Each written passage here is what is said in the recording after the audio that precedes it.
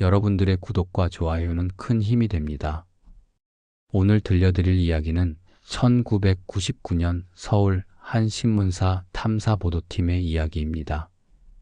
작은 기사 하나에서 시작된 취재가 거대한 진실을 밝혀냅니다. 언론의 용기, 기자의 소명.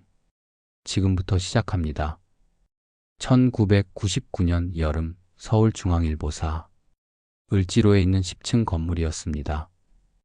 그곳 8층에 탐사보도팀이 있었습니다. 김민수 부장은 45살이었습니다. 기자 생활 20년. 베테랑이었죠.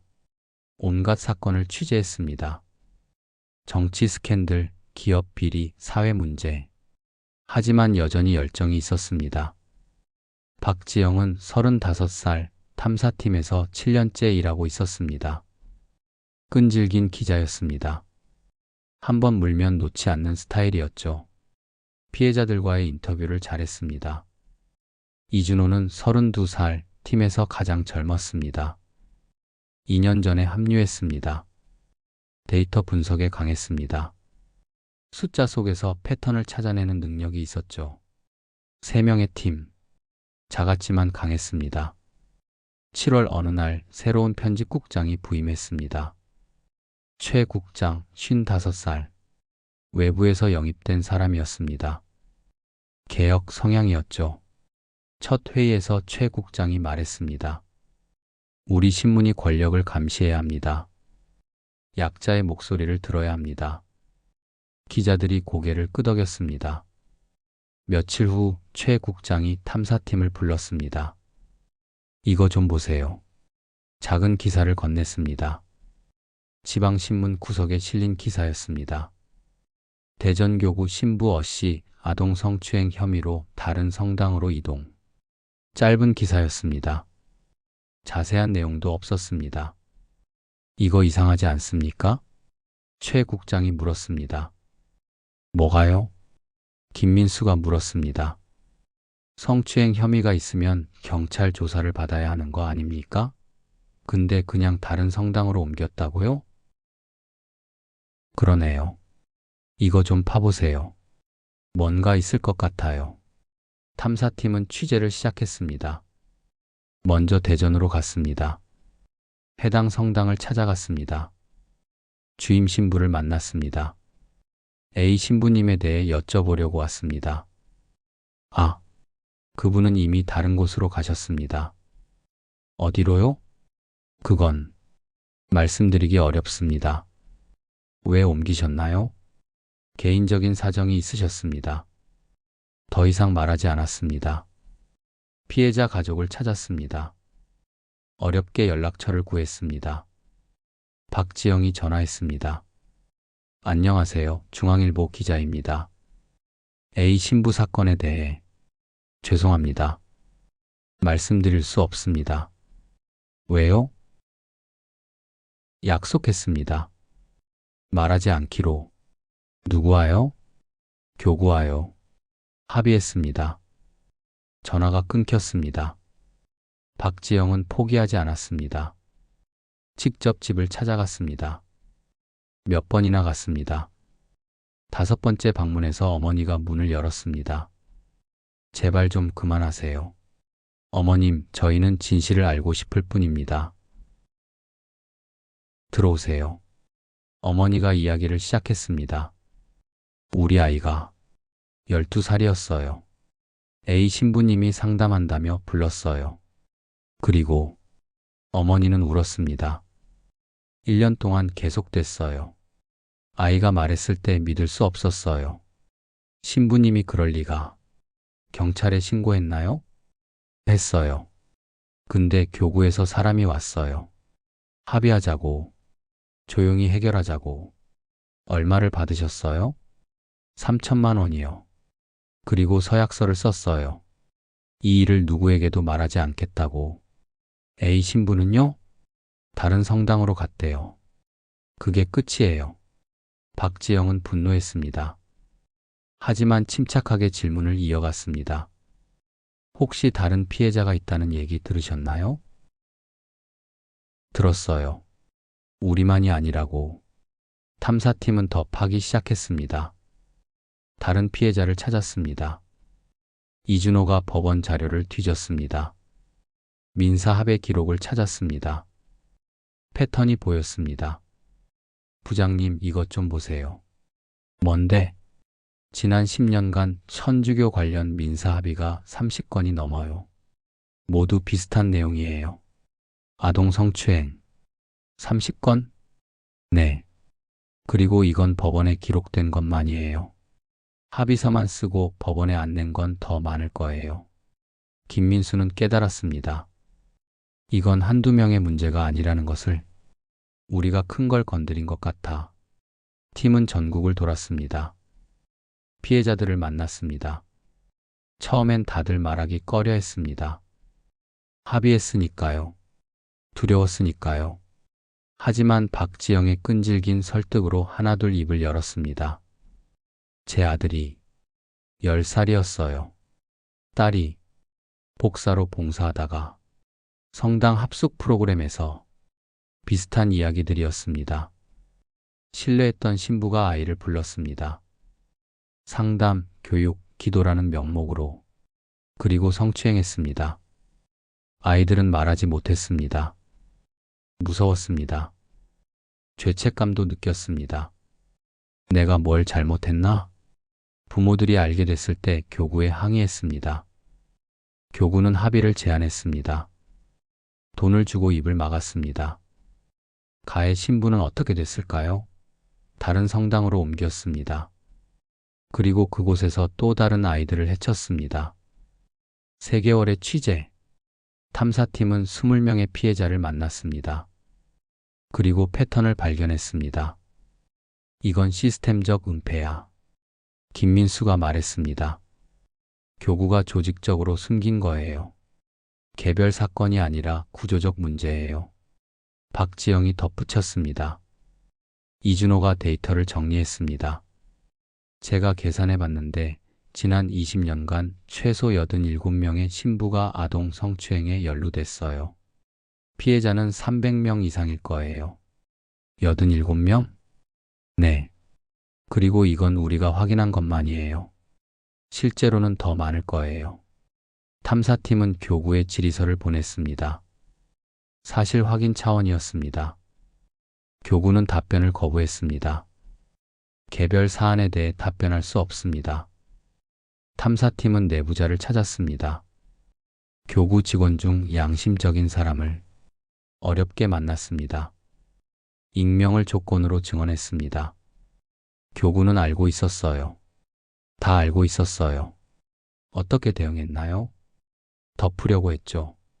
문제가 생기면 신부를 다른 곳으로 보냈어요. 피해자 가족한테 돈 주고. 왜요? 스캔들을 피하려고요. 교회 이미지가 중요했으니까. 그게 계속 반복됐나요? 네. 20년 넘게. 탐사팀은 확신했습니다. 기사를 써야 한다고. 하지만 쉽지 않았습니다. 압력이 들어왔습니다. 광고주가 전화했습니다. 기사 나가면 광고 끊겠습니다. 독실한 신자인 임원이 반대했습니다. 교회를 공격하는 건 옳지 않습니다. 심지어 일부 기자들도 우려했습니다. 너무 센 거 아니야? 천주교를 적으로 돌리는 거야. 하지만 최 국장이 버텼습니다. 우리는 사실을 보도하는 겁니다. 진실이 중요합니다. 탐사팀도 흔들리지 않았습니다. 이건 종교 문제가 아니에요. 아동 성범죄 문제예요. 김민수가 말했습니다. 1년의 취재 끝에 기사가 완성됐습니다. 60페이지 분량의 기획기사였습니다. 2000년 1월 기사가 일면 톱으로 나갔습니다. 천주교 신부 87명, 20년간 아동 성폭행, 교구의 조직적 은폐 드러나. 세부 기사들이 이어졌습니다. 피해자 증언, 교구 대응, 시스템 문제. 한국 사회가 충격받았습니다. 이게 사실이야? 믿을 수 없어. 교회에서 이런 일이? 반발도 있었습니다. 신자들이 항의했습니다. 교회를 모독하는 거야. 신성 모독이다. 하지만 더 많은 사람들이 지지했습니다. 용기 있는 보도다. 진실을 밝혀줘서 고맙다. 그리고 무엇보다 더 많은 피해자들이 나왔습니다. 저도 피해자입니다. 저희 아이도. 침묵이 깨졌습니다. 검찰이 수사를 시작했습니다. 여러 신부들이 조사받았습니다. 일부는 기소됐습니다. 교구는 사과했습니다. 깊이 반성합니다. 피해자들께 진심으로 사죄드립니다. 시스템을 바꾸겠다고 약속했습니다. 아동 보호 정책을 만들었습니다. 하지만 탐사팀은 멈추지 않았습니다.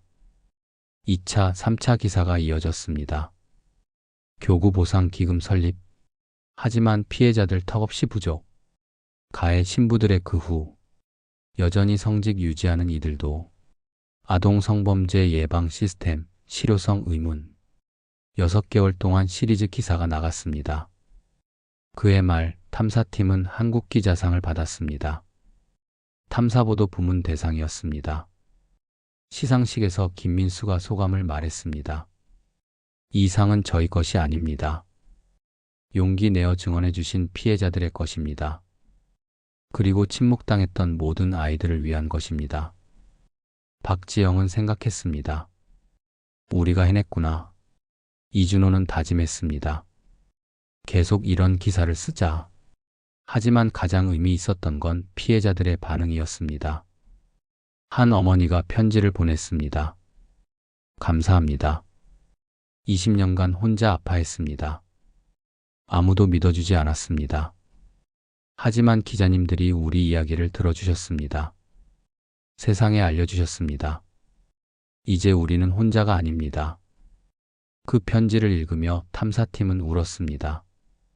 이래서 기자를 하는구나. 5년 후 법이 바뀌었습니다. 아동 성범죄에 대한 처벌이 강화됐습니다. 종교기관도 예외가 아니었습니다. 10년 후 다른 종교기관들도 아동 보호 시스템을 만들었습니다. 탐사팀의 보도가 촉매제가 됐습니다. 김민수는 정년 퇴직했습니다. 마지막 날 후배 기자들에게 말했습니다. 기자는 권력을 감시합니다. 약자의 목소리를 듣습니다. 그게 우리 일입니다. 쉽지 않습니다. 압력도 받고 비난도 받습니다. 하지만 포기하지 마세요. 진실은 밝혀져야 합니다. 박지영은 탐사팀 부장이 됐습니다. 후배들을 이끌며 계속 탐사 보도를 했습니다. 이준호는 다른 신문사로 옮겼습니다. 하지만 여전히 탐사 보도를 했습니다. 세 사람 모두 기억합니다. 1999년 그 여름을, 작은 기사 하나에서 시작된 취재를, 1년간의 땀과 눈물을, 그리고 진실을 밝혔을 때의 그 기쁨을. 여러분, 오늘 이야기는 여기까지입니다. 1999년 서울 중앙일보 탐사보도팀의 이야기였습니다. 김민수, 박지영, 이준호 3명의 기자가 1년간 취재했습니다. 작은 기사 하나에서 시작됐습니다. 신부 1명의 성추행 사건. 하지만 파고들수록 더 큰 진실이 드러났습니다. 87명의 신부, 20년간의 조직적 은폐, 300명 이상의 피해 아동. 탐사팀은 포기하지 않았습니다. 압력에도 비난에도 진실을 밝혀야 한다는 사명감으로 버텼습니다. 그리고 마침내 세상에 알렸습니다. 침묵은 깨졌습니다. 피해자들은 더 이상 혼자가 아니었습니다. 이 이야기는 언론의 역할을 보여줍니다.